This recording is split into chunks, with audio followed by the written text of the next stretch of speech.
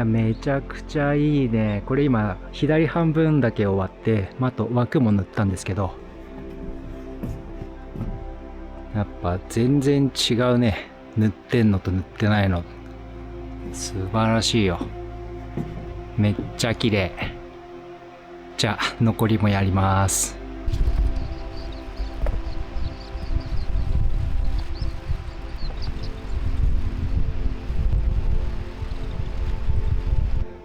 蜜蝋ワックス 600g 作ったんだけど、もうほとんどなくなっちゃった。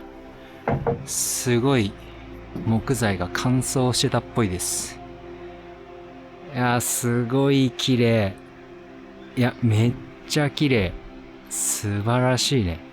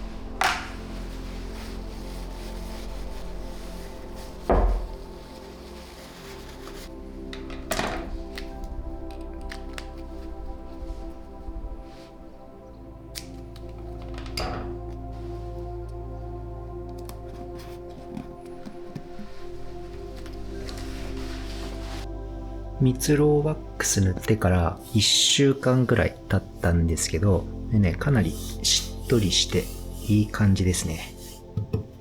それでこれがね、野田ホーローの容器なんですけど、ホーローなんでこのまま温度さえ気をつければ直火で蜜蝋を溶かすこともできるので、これこの前また追加で 700g 作っておきましたけど、これでそのまま保存も蓋ついてるんで保存もできるし、で取っ手ついてるんでこのまま塗ることもできると、かなりいいですね。